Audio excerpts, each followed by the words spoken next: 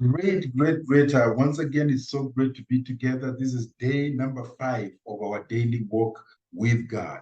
Today, I just want to talk to us about walking with God is a choice. That's the subtitle. Walking with God is a choice. See, everything we do in life, my brothers and my sisters, it's a matter of choice.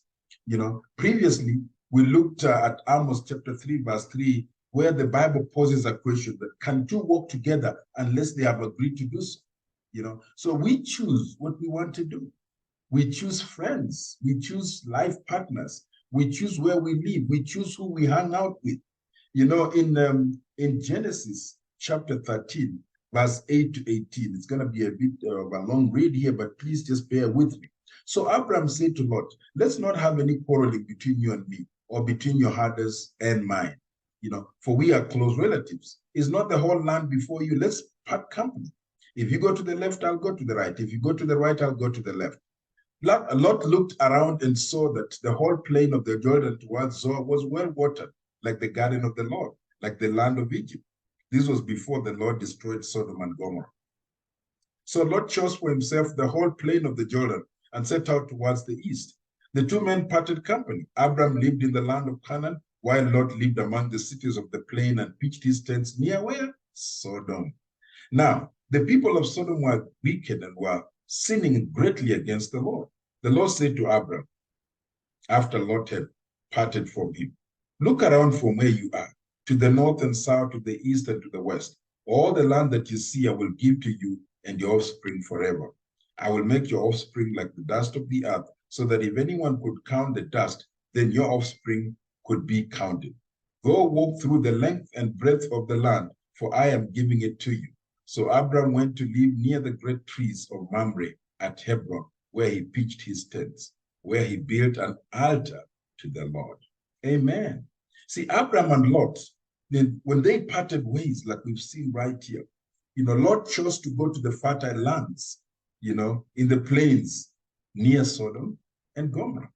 We all know that God eventually destroyed these two cities because of the great sin that thrived in that land, in Sodom and Gomorrah.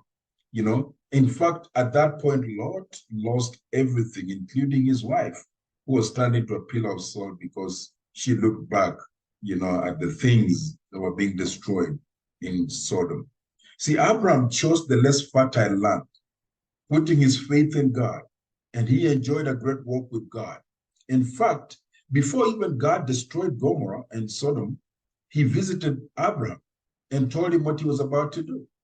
Because of the close walk with God that Abraham enjoyed, he engaged in a passionate discourse with God, to save those two cities by pleading with God that if there were a few righteous people in them, could he please spare those cities? But it turned out that there was none except Lot and his family.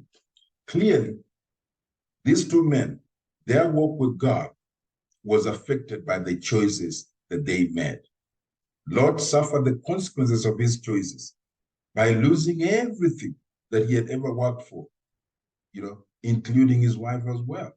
But Abraham, on the other hand, he enjoyed a great and intimate walk with God to the point where even when God was about to destroy Sodom and Gomorrah, Abraham could actually engage him and try and reason with him. We're going to look at that tomorrow, as we discuss, Abraham's walk with God.